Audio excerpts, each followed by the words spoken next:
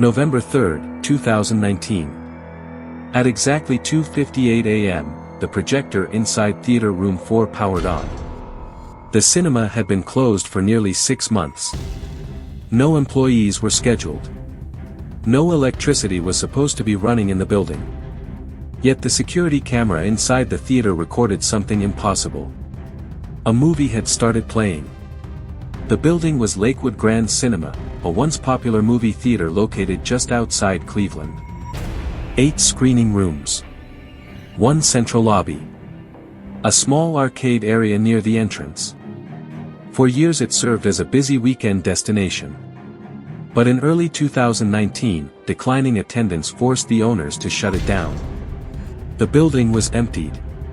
Equipment was left behind. Power to most sections of the cinema was disconnected. The main lobby lights were shut off. The arcade machines unplugged. And every projector inside the theater rooms was powered down. The building sat quiet for months. Only a single security guard visited the location during overnight patrols. His name was Marcus Hill. 38 years old.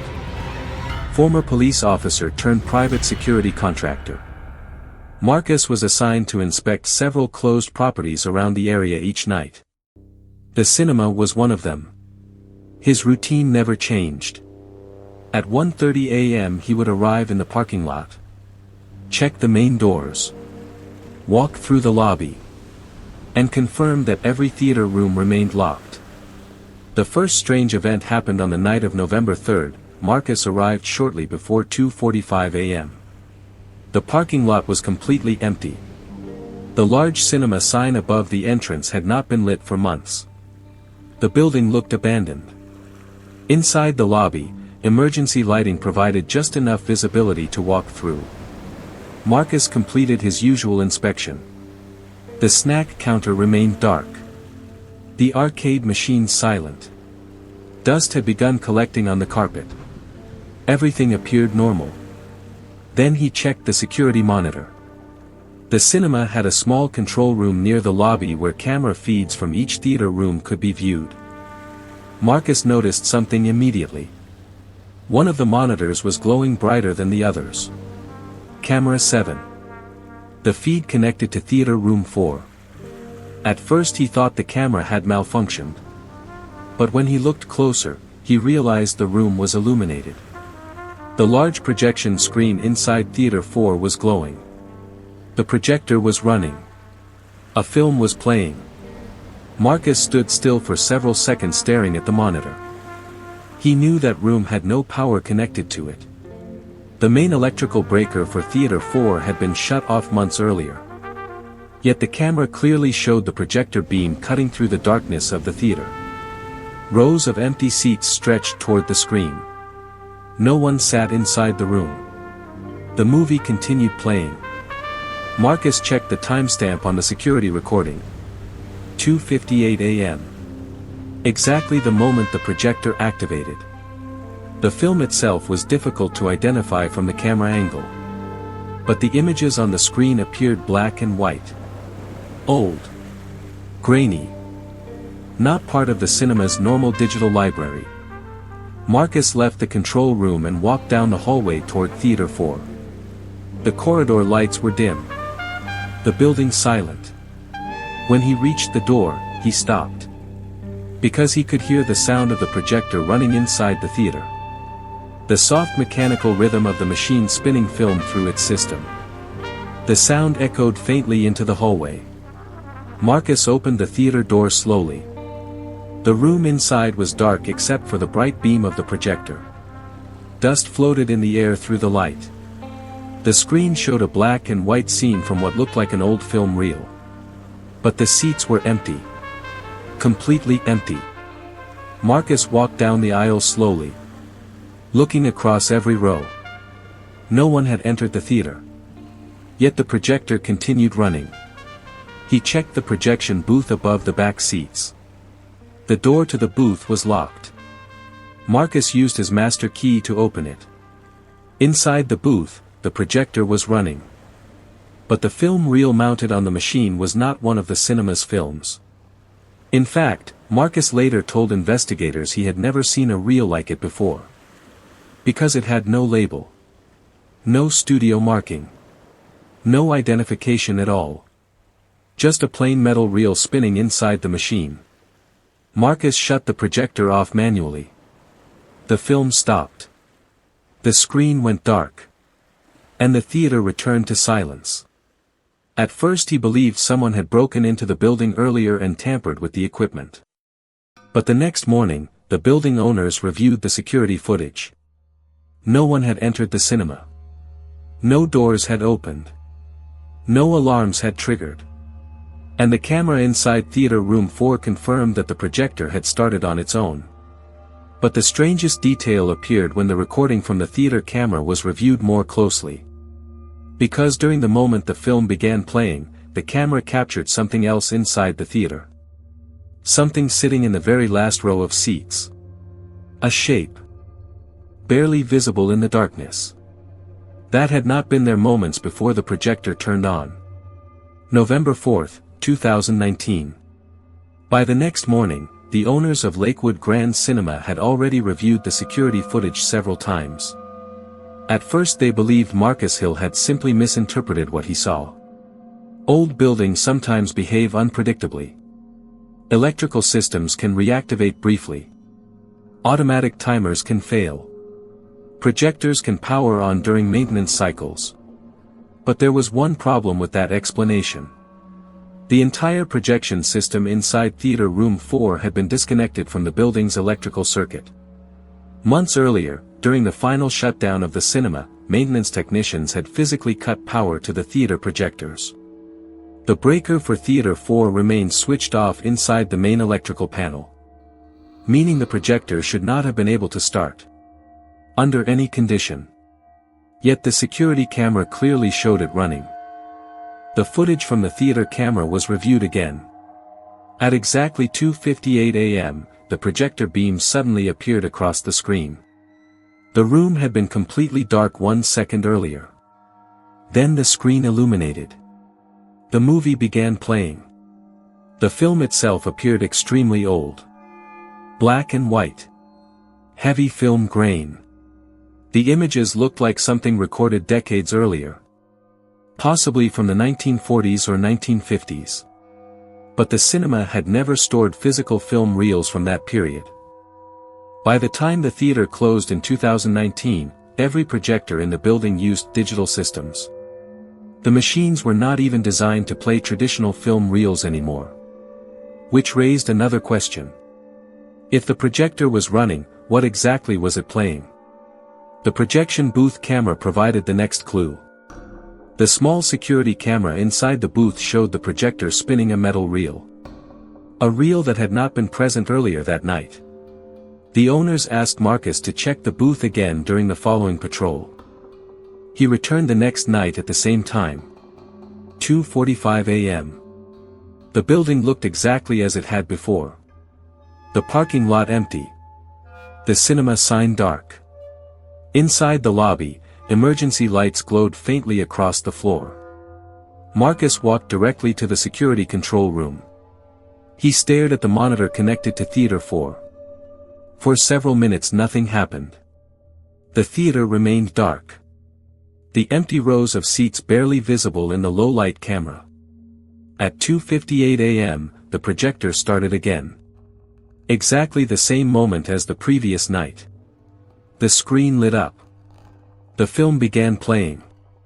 Marcus watched the monitor closely. This time he noticed something different. The last row of seats at the back of the theater was visible in the camera frame. And again, a shape appeared in one of the seats. A dark silhouette. The figure remained perfectly still. Marcus could not see any details. Only the outline of someone sitting in the chair. But the security footage showed something impossible. One frame before the projector started, the seat had been empty. Then the film began. And the shape appeared. Marcus walked toward Theater 4 again. The hallway remained silent. When he opened the door, the projector beam filled the room with the same pale light as the night before. Dust floated through the air inside the theater. The black and white film continued playing. Marcus immediately looked toward the last row. The seat where the shape had appeared on the camera. The row was empty. No one sat there. He walked up the aisle slowly, scanning each seat. Nothing. No person. No sound. Only the film playing on the screen. Marcus climbed the stairs to the projection booth again. The door remained locked. Inside the booth, the same unmarked film reel spun inside the projector. Marcus turned the machine off again. The film stopped. And once again, the theater went silent. But later that morning, when the security footage from the previous night was analyzed more carefully, the investigators discovered something else. The silhouette in the last row had not remained still the entire time. For a brief moment, the shape had leaned forward, as if watching the screen. And when the projector shut off, the seat behind it appeared empty again. November 6, 2019. After two identical incidents inside Theater Room 4, the owners of Lakewood Grand Cinema decided to document the phenomenon directly. They contacted a local security consultant who specialized in surveillance systems and building investigations. His name was David Mercer. 42 years old. Former building security technician. His job was simple. Confirm whether the projector could be activating through a technical malfunction. And determine whether someone had secretly entered the building. On the night of November 6, Mercer arrived shortly after midnight. Marcus Hill was already waiting in the parking lot. The building stood silent under the streetlights. The large cinema sign above the entrance remained dark. Inside, Mercer immediately checked the electrical panel. The breaker connected to Theater Room 4 was still switched off. He tested the circuit with a meter. No current. The projector should have been completely dead. Next, Mercer inspected the projection booth. The projector itself was powered down. And the film reel Marcus had described earlier was still sitting inside the machine. The reel remained blank. No studio markings. No label. No title. Mercer removed the reel and examined the film strip itself. The footage contained black and white images of a theater stage. Not a movie scene. Just a stage. With a curtain partially open. Behind the curtain, rows of empty seats. It looked like footage recorded inside another theater. But Mercer could not identify the location. He placed the reel back inside the projector. Then he and Marcus moved to the control room. The plan was simple. Watch the cameras. And wait. At 2:55 a.m., both men were seated in front of the monitors. Camera 7 displayed Theater Room 4. Rows of empty seats. The projection screen dark. The theater silent. At 2:58 a.m., the projector started.